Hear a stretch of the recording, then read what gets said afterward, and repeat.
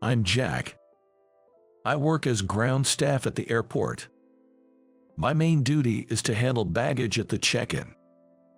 I get along well with my colleagues. While we don't praise each other's skills, we often hang out privately. One day, my boss, Alex, approached me. Jack, it's just a day trip, but I need you to go to another airport for training. A day trip, huh? It was training at a recently renovated airport. I would have preferred to stay overnight, but if it's a day trip, that's that. Understood. I'll go.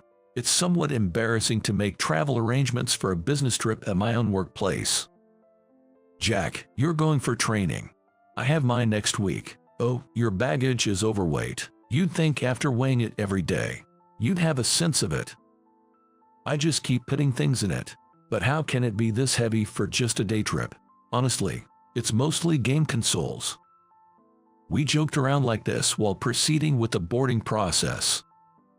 Then I boarded the plane and took off smoothly.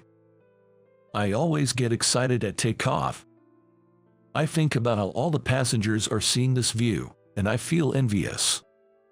And 2 hours later, I arrived at my destination. The refurbished airport was nothing like our slightly worn-out one. It was like brand new. As I walked through the pristine and clean airport, I heard a familiar voice. Is that Jack? Lisa. It was the wonderful senior, Lisa, who worked at the same airport until last year. I didn't know you work here now. With so many people around, it's amazing you recognize me. I've worked next to you for years. Of course, I'd recognize you. Are you here for training today? Yes, that's right. And it's just a day trip. Lisa chuckled at the mention of a day trip. What a hectic schedule. Good luck. Just her smiling and saying that made all the fatigue blow away. To be honest, I've always looked up to her secretly. She's competent at her job and can quickly understand the intentions of others. That's why she's fast at work, keeps customers waiting time short, and never has lines at her counter. I think that's truly amazing, something I can't do. I was sad when she transferred to this airport. Of course, we had a farewell party, and I nearly cried until the end. By the way, I'm moving back to your airport next year. Really? That's great. Yeah, this place is too pristine for my liking. It's good to be back. I'm really happy that you're coming back. I'm looking forward to working with you again too. With that, we both laughed. A few hours later, the training finally began. This is the newly opened restaurant. The training was almost like a tour, observing and learning about the modern airport. Wow, the latest translator device, isn't it? Yes, but honestly, nothing beats human interaction. You know how the nuance of words can change the impression. As ground staff, we're the face of the airport, and personally, I don't like that to be done by machines. I felt relieved hearing that. The foreign languages I've learned still seems quite valuable for genuine communication. Perhaps the takeover by machines is a little further down the road. And the training was over. It took about 2 hours in total. Just 2 hours, huh? Yes, I'm really sorry that's all after coming all this way. After such a conversation with the trainer, the training ended and I quickly headed for boarding procedures, where I found Lisa working. What? You're leaving already? It would have been nice if you could stay longer. I could have taken a later flight, but they wanted me back as soon as possible. It's a bit hard to ask for a later return. Well, I could have refused the training, but it's all about gauging the boss's mood. I get it. Well, everyone's just trying to navigate things smoothly. While we chatted, a man rushed in frantically. Excuse me, can I catch the next flight that's leaving soon? Lisa handled the desperate man. I'm sorry, this flight is fully booked. There are seats available on the evening flight. Though Lisa explained calmly, the man raised his voice in panic. No, I need to get back as soon as possible. Something about this voice was familiar. When I took a closer look, it was a familiar face. Isn't that John? What, Jack, what are you doing here? The flustered man was my high school classmate, John. I'm here on a business trip. It's pretty chaotic. What's happening? My wife isn't feeling well, and she's pregnant. I need to get back to her as soon as possible. Since John still lives in the same area, I figured we might be heading to the same airport and confirmed it. The flight you want is the one I'm about to board. Please, I beg you, let me have your seat. I'll pay the difference. Without hesitation, I nodded. I'm here on business too, so I need to check with my boss, but I should have enough time. John looked nearly in tears. I immediately called Alex. So, can I change the flight? Yes. Yes. Thank you so much. After hanging up, I turned back to John. It seems I can take the evening flight back. I'll refund this ticket and purchase a new one with the available seat. Thank you. Lisa quickly processed everything. I'll never forget this favor. And then John's plane took off safely. As for me, since I now had time until the evening, I decided to have lunch with Lisa during the break. By the way, the guy earlier, John, his wife wouldn't happen to be Emily, would she? Yes, that's right. How do you know? Lisa began to speak happily upon hearing that. I had a classmate named Emily in college, and she got married. The customer earlier looked like her husband, whom I met once at their wedding. Hearing this, I was surprised at how our lives were interconnected in such unexpected ways. Then we should visit them together when their baby is born. That's a great idea. I'm looking forward to it. We had such a conversation, and then I safely returned home on the evening flight. I didn't receive any messages from John. I was concerned, but I decided not to contact him first. I didn't want to bother him during such a difficult time. A few months later, I received a call from John. Hello. Jack, thanks for last time. Things have been so busy. Time has flown by so quickly. That's okay. How are things on your end? All well. John's voice was subdued, and he hesitated before speaking further. What's up? My daughter was born. It's a girl. Wow, congratulations. But again, he hesitated to speak, and John fell silent. I could sense an air of distress. What's happened? I tentatively asked, and he suddenly burst into tears. Hey, what's going on? Is it something with the baby? No, the baby is perfectly healthy, but Emily, my wife, has passed away. I was shocked by the unexpected news and gasped. What? You're kidding. Emily had a chronic illness. She's passed away. I didn't know what to say, and I could only listen to his sobs.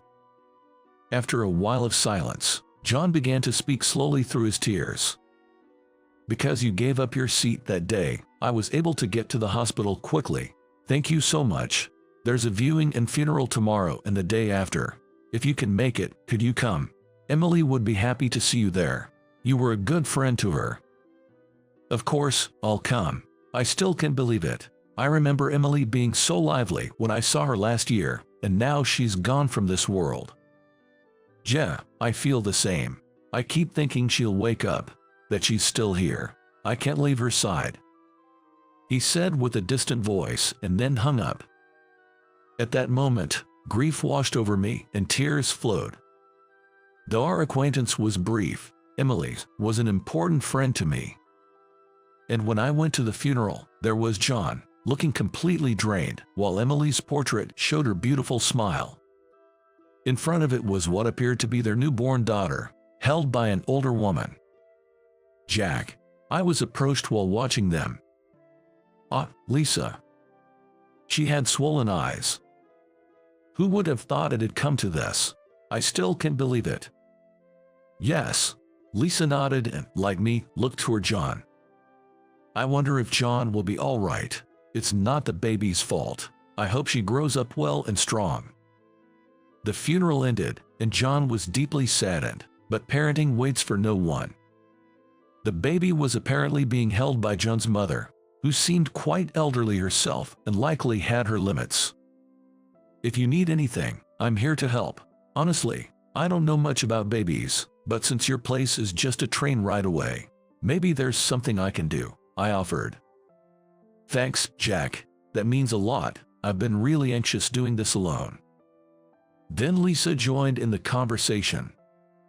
I'm Lisa, Emily's friend, the one you met at the airport previously. John remembered the encounter at the airport. I'm surprised you were Emily's friend. Please, let me know if there's anything I can help with. I'm sure there are things that only a woman can do. Just hearing that makes me feel relieved. I'm tearing up. Other high school friends also formed a support group for John. We set up a chat group so we could be ready to help whenever needed. It's really helpful to have someone to consult when the baby is growing and changing so rapidly. Thank you. And once a month, we all met for dinner. Initially, it was mainly to support John, but as 6 months passed, he became an independent dad, and the gatherings gradually transformed into a group for watching over baby Chloe's growth. Chloe has really grown. It's amazing how fast children grow. I'm surprised too. When Chloe turned 1, Lisa returned to our airport, and she was able to join the monthly meetings. For me, it meant that she was physically closer. Gradually, my admiration for her as a senior colleague turned into romantic affection. I wanted to be with her, someone so calm and graceful, forever. But I couldn't bring myself to express my feelings, fearing it would make things awkward. Years passed with my feelings hidden. Uncle Jack. Chloe, please, not uncle. How about Big Brother Jack? No, your uncle. At our monthly gatherings, Chloe, now 5, would show us how much she had grown. I'm going to marry a cool big brother, so Uncle Jack, you're out. Chloe had become quite the precocious little girl. Rejected without even trying. Everyone else laughed. But Uncle Jack hasn't Lisa. Huh, Lisa? What about her? John and Lisa started to panic at Chloe's words. Let's play house, Chloe. Yeah, let's play with Daddy.